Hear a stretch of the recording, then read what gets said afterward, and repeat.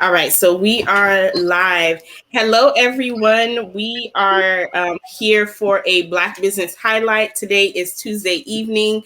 I know you guys are not usually used to seeing me during the week, but life happened, so I had to move some things around. But we are here and we are back up and running. So today we're going to be talking to Saundra about her book and learning a little bit more about her.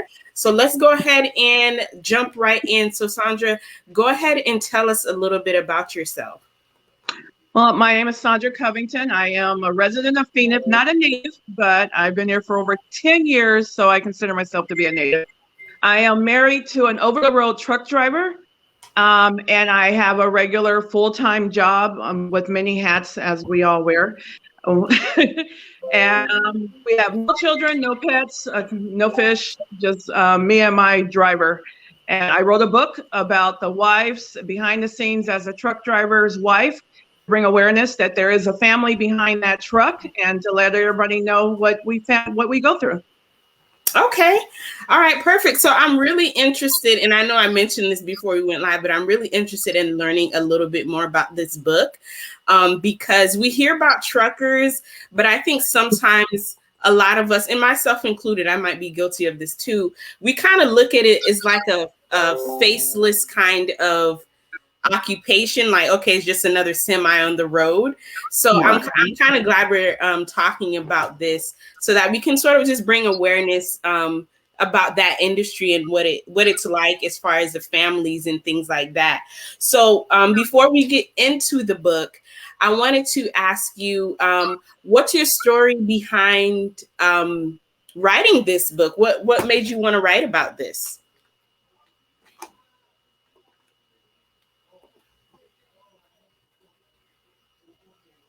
Are you still there? All right, I'm back. Take the question. No, I asked you what made you want to write a book about this? Oh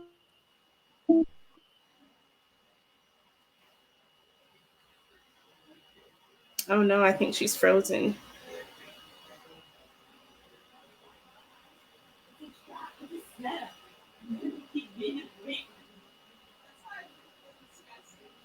Yeah, I think we froze there for a minute. Okay, can you hear me now? Yes. Okay, so I was just asking, what was the story behind you writing this book? What made you take that step? Well, I wanted to bring awareness as a spouse, wife, partner with the life behind the driver. I wanted to let people know that there is a family behind there. We go through our challenges where our partners are out on the road delivering products to the shelf. We have our ups and downs here at the house. I do a lot of speaking to women on social media through podcasts and chat, and as far as advice and how to handle it, because I've been in this business married for over 15 years, and I just wanted to bring awareness to help them get through it, and we support each other. So I wanted to let everyone know what we're going through behind the scenes of my challenges, so that they can help someone that's thinking about either dating, married, or even going through things and be like, oh wow, this person went through a miscarriage while their driver was stuck in the Everglades and had to go through these experiences by herself. And I'm not the only one, or we went through our bankruptcies and stuff because of the business. There's a family behind that truck. Everyone wants that truck to move out the way and move out the way. But I just wanted to bring awareness that hey, there is a family behind that driver, and this is what we're going through on this end. Okay. All right. Perfect. So guys, I did put her website link in the comments, so be sure to check that out to learn how you can get a copy of her book. But I wanted to go in a little bit deeper, and I don't want to give any like spoilers away or anything like that. But what are some misconceptions that you've seen within the trucking industry as it relates to like families and things like that? Because we talked about, people not really understanding that there's a family behind that. But what are some things that you would like to share with people that they might not know about this industry?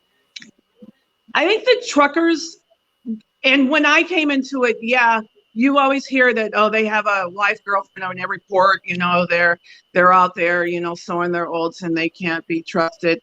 And when I met my driver, George, when he approached me in California, it was like, yeah, right. Sure, I'll get a free meal every time he passes through, but this isn't, you always hear those stories. I bet he has a girlfriend or a wife in another state or something like that. But 15 years later, it's not. The misconceptions you get is that they, again, they're in the infidelity. And in my life, we all know you don't have to be a driver to have an affair. Right. It's not the occupation that makes someone cheat. I want everyone to get that out of their head. It's not the occupation that makes people cheat. Your guy can come home every night and have an affair with the neighbor next door, Right, right. It's true, right. I mean, that's the main thing. I mean, they are hardworking. They are supportive. They are, they are out there sacrificing their life to feed the world, whether it's your linen, your clothes, your food, and we, in these last years, we know those shelves were empty. But our guys were out there putting that stuff on the shelves, for people to eat. So the big misconception is that they're cheaters, they're swinging, they're sowing their oats and everything. And no, that is not true. No, that is not true. Okay, good. I'm kind of glad you brought that up, because I do think that's a big thing too, as far as like infidelity and things like that. But you're right, it can happen literally right under your nose. Nobody needs to get on the road to do that. So let me ask you this: have you ever, because I don't know a lot about the trucking industry, but have you ever went on any trips with him while he was on the road, or is it you at home and he's on the road all the time? I went when we first were dating. I went out on the road with him. What I tell a lot of wives, if you have the time, go out there with them. They're alone. They want some company. I went out there once. I met him in Vegas, and I went on a weekend trip with him, which was awesome. My craziest experience was after we got married, and I had a week off from work, and we were in California, and he wanted me to ride to Colorado with him and back. And it's a whole little world out there. We were riding down the 40, coming through, I think we were coming through Flagstaff. I have no idea where we were at the time, but he pulls over to the side of the road and he's like, okay, time to go to sleep. And I'm like, okay, where's the Holiday Inn hotel? Where I know you got 2 beds in the back here, but what do you mean we're gonna go to sleep? And he was like, sorry, babe, I gotta go sleep, So he literally, you see them on the highway, they pull off to the side of the road, pull their curtains, lock up, and go to sleep. I'm not used to sleeping in openness like that. So he went to sleep, and I sat up in that front seat and watched videos on a little portable DVD, because I wasn't comfortable, and I'm watching every truck go by, every car go by, and 3 other trucks pulled in front of us and did the same thing. One pulled behind. I'm watching everything, coyotes, right. I think I watched Bad Boys 2 twice on the DVD, SWAT once, because I could not sleep, it's like, but he's back there snoring, just passed out, like if it's just like he is in the Holiday Inn, like nothing. Right. So the next morning he wakes up and he's like, "You been up all night?" And I'm like, yeah. You know, and he was like, I'm like, so what's happened now? He goes, oh, we're about to hit the road. So we did this little wash up and everything. And he got in the chair and drove off. And I went back there and went to sleep because I had been up all night. Now I can go to sleep. Okay. Yeah, I would have been right there with you, like watching everything. Like there's no way I would have been able to sleep. Yes. But it's kind of like a lifestyle too. You got to kind of get used to it. Because I actually met a trucker. An old friend of mine was a trucker a while back, and she would tell me about just the different stops that they had along the way, and the car washes and things like that. And she was a woman, so I was really like, I was nervous for her. So when she used to tell me about, oh yeah, there's a bed in the back that we could sleep in. And I'm like, what do you mean? Yeah, there are. And his, there's two beds. They're like two bunk beds. There's one at the top and there's one at the bottom. He has a refrigerator. We currently have an air fryer and a microwave in there. It's like a little mini apartment, a little mini 5x5 apartment. We keep, as you know, spouse, they don't eat healthy out there. Mm-hmm. You know, if you go to any gas station, truck stop, there is nothing healthy out there. So what I do is, and when we talk on our chats, we're prepping meals. We're making, granola. They can have healthy granola out there. We're prepping breakfast, cooking up those little mini egg bites so he can pop it in the mic. We're finding ways, so that they can eat healthy while out there. There's nothing healthy out there for them to eat at those truck stops. So in there, he has a refrigerator, a microwave, an air fryer. We just got the air fryer. He loves it dearly. Some chicken wings, 5 chicken wings, and he's good. And some broccoli. He's good. But so yeah, it's like a little man. One day, if you want, when you come, hey, I'll take you over there to on 75th, and if you want to go there and take a look, you're welcome. Come in there and take a look. Okay, cool. So guys, again, I have the website in the comments here, so be sure to check out her website. I wanted to ask you, because I'm looking at your website, and there's a little section here. It says Trouble Sugar Together. So let's talk about that a little bit. Was those like just different chapters that you guys have gone through as far as being a wife of a trucker? Those are the different chapters, different lives, different, can't even think of the word right now. And it'll come to me tonight at midnight, be like, oh, dang, that was fun to say. But yeah, those are the different things.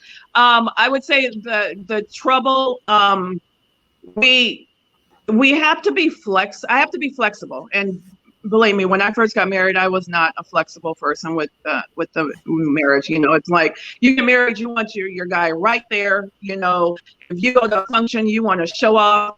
So and you get that call like, yeah, babe, I know I'm supposed to be home, tonight, but I had a blowout, or they changed my load, and now you're like, what the freak? Here you are all dressed, got your outfit already, told the church, you're going to be there. So I kind of teach, you learn to be flexible. It's sad, it's troubling. In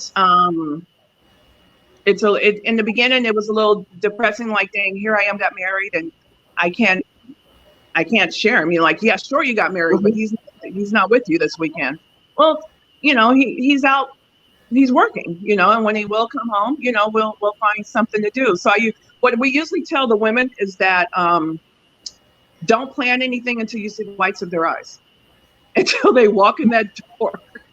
That's when you plan something, because anything. I mean, there's been times when he's crossed over the Arizona border, and hey, I'll be home in 5 hours. Got to get through Tucson. I'm like, cool, okay, we're supposed to meet some friends for dinner, blah, blah, we're ready. 2 hours later, I get that call. Damn, I'm sorry, I had a blowout. It's going to be 6 hours before the tow truck get to me. Just go ahead and go on without me. And I'm just like, okay. You just got to be, hey, I we are.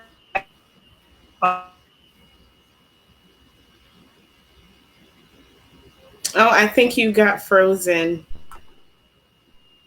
Hey, Markeisha, thank you for joining us tonight. Thank you.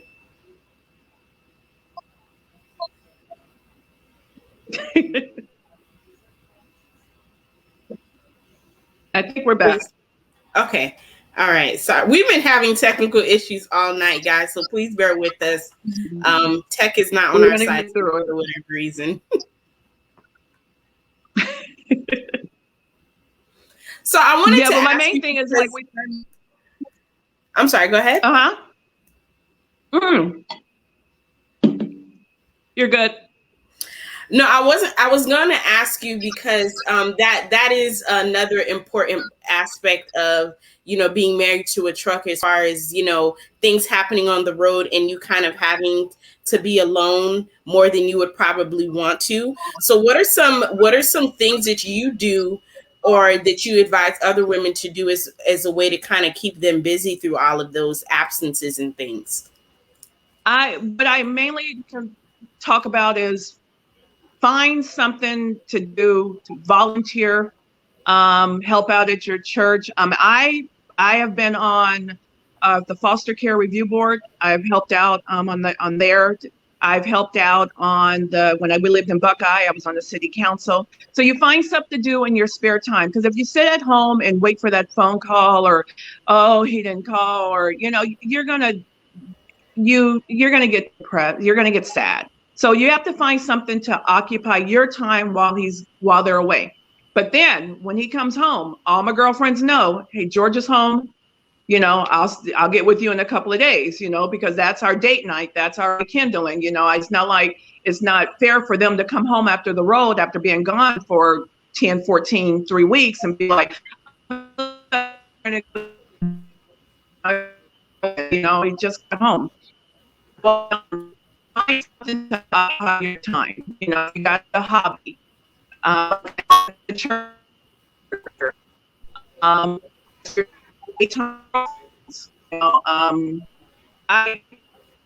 gotta find something.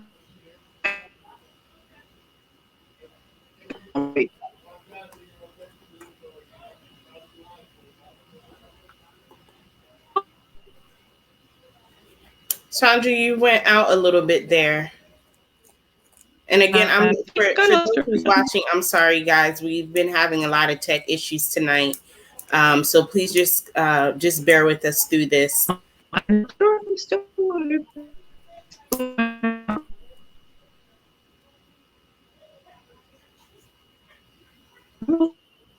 not.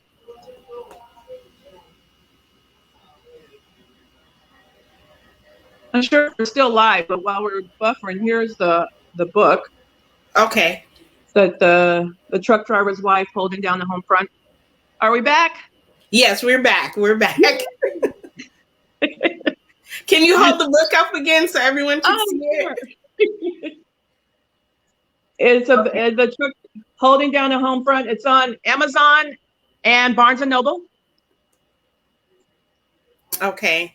And I think I just put the link in the comment section, you guys. So be sure to show your support to Saundra, especially if you are either dating or married to a trucker. This will be very good for you. So I was going to ask you how they can purchase the book, but I've already put the link in there. So we're about to wrap up, you guys. If there's any additional questions that you want to ask, please just be sure to put them in the comment section. But Saundra, I wanted to ask you, what are some pieces of advice that you would give to because you've been in this industry for a long time, right? And I say that you've been in this industry because, again, it's not just about the trucker. You're in this as well. So you've been in this for a long time. So what advice would you give to maybe a newer couple who are just starting off in the trucking industry? I would tell the person at home to be flexible, to don't let calendar dates, anniversary dates dictate your life, because they will not make it for those dates. Sometimes it's best to celebrate Valentine's Day before Valentine's Day because the meals are cheaper. I would, one, to be flexible. Two, to compromise, to understand we're going through it here at home while they're on the road, but they're going through it a lot more also out there.